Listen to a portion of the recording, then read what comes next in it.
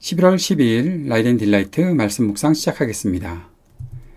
사랑하는 주님, 오늘도 말씀 앞에서는 우리에게 성령의 충만함을 허락하셔서 주님께서 주신 지혜로 말씀을 깨닫고 주님께서 주신 힘으로 말씀에 순종하며 살게 하옵소서.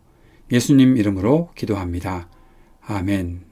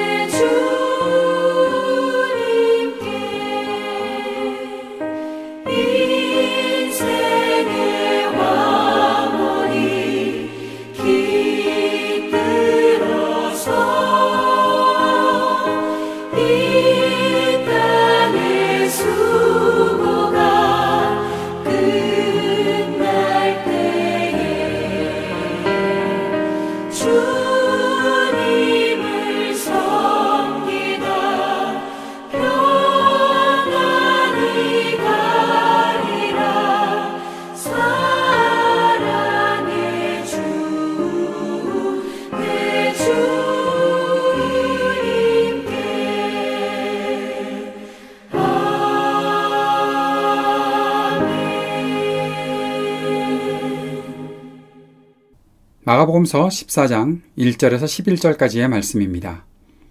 유월절과 무교절 이틀 전이었다. 그런데 대제사장들과 율법학자들은 어떻게 속임수를 써서 예수를 붙잡아 죽일까 하고 궁리하고 있었다.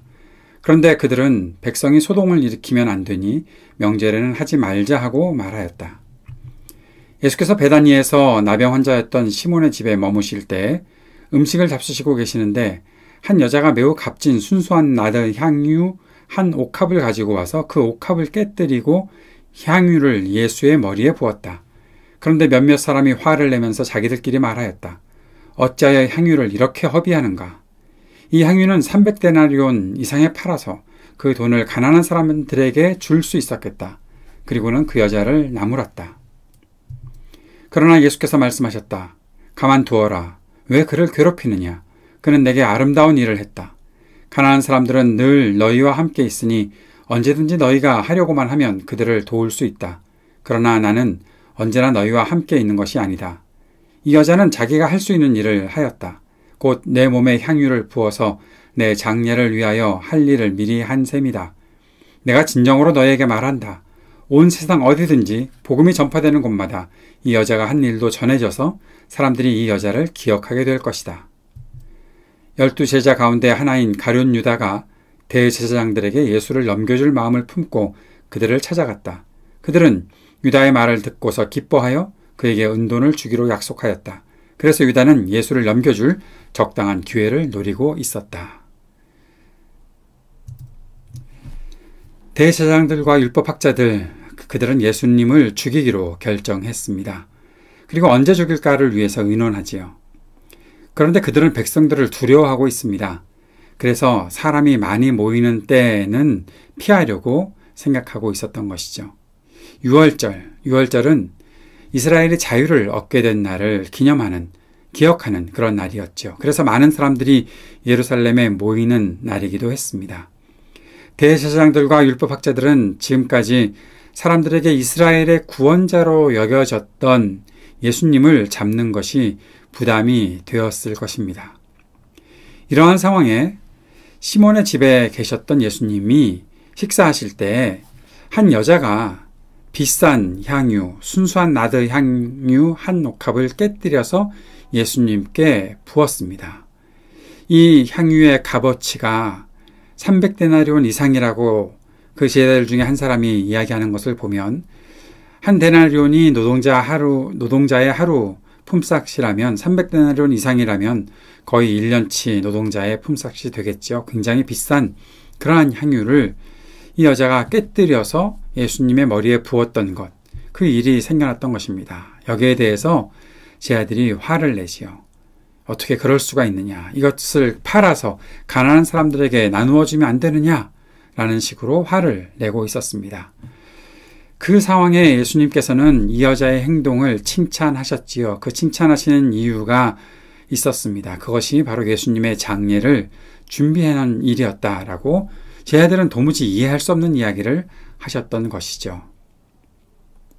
그리고 이 여자의 행동에 대해서 높여주시면서 복음이 전파되는 곳마다 이 여자의 행동이 전파되고 이 여자가 기억될 것이다 라고 말씀하십니다.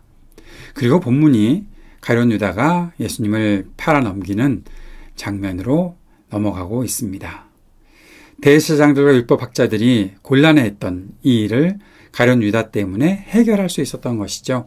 유월절이 되어서 백성들이 많이 모이는 그것에 대한 두려움을 갖고 있었던 이들은 누군가가 예수님을 몰래 팔아넘겨준다면 아무도 몰래 예수님을 잡아올 수 있었고 예수님께 사형 언도를 내리고 예수님을 죽일 수 있었던 그런 일들이 이제 가능해졌던 것입니다. 전체적으로 오늘 본문을 생각해 보면 이 본문은 예수님께서 죽음을 향해 점점 더 나아가고 계시다라는 사실을 보여주고 있습니다. 예수님을 잡아 죽이려는 사람들, 그리고 예수님의 장례를 준비했던 여인, 그리고 예수님의 이 일을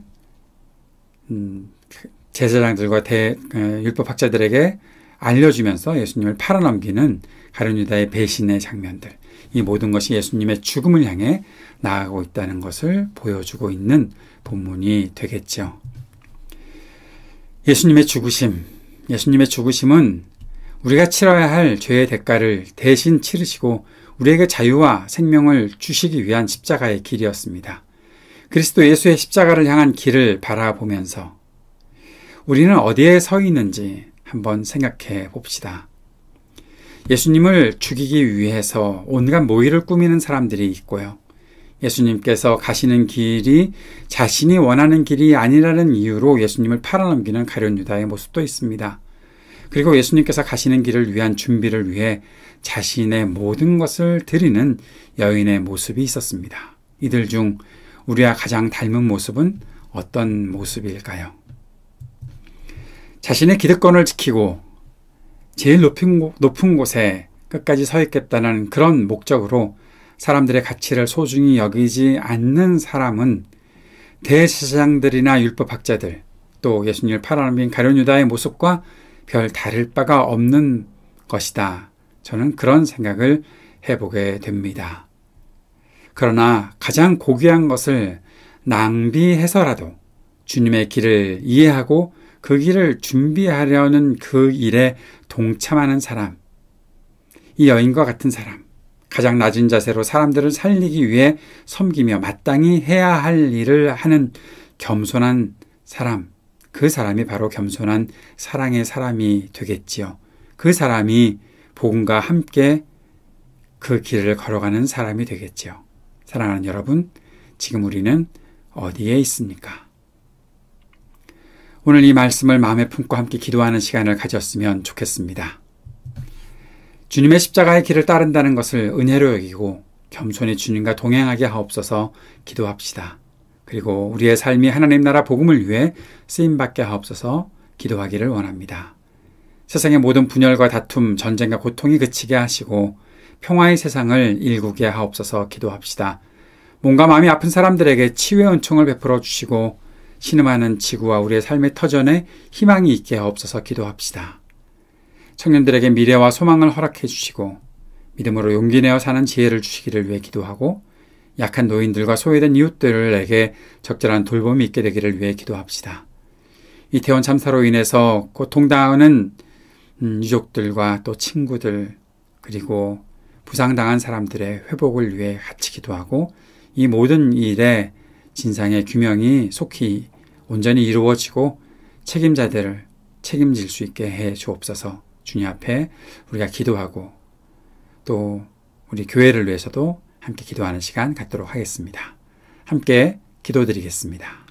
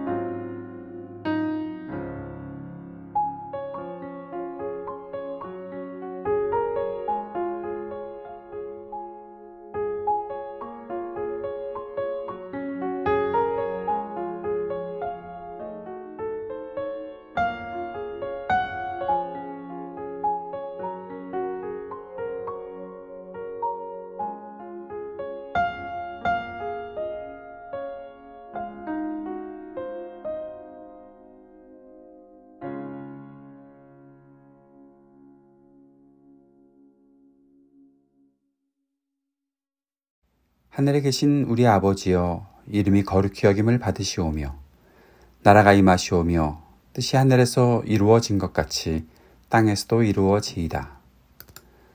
오늘 우리에게 일용할 양식을 주시옵고 우리가 우리에게 죄 지은 자를 사하여 준 것 같이 우리의 죄를 사하여 주시옵고 우리를 시험에 들게 하지 마시옵고 다만 악에서 구하시옵소서. 나라와 권세와 영광이 아버지께 영원히 있사옵나이다. 아멘.